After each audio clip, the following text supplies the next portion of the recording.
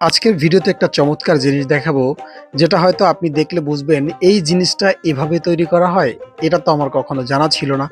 এই ভিডিওটা দেখলে আপনি বুঝতে পারবেন যে এটা থেকে কি তৈরি হয়।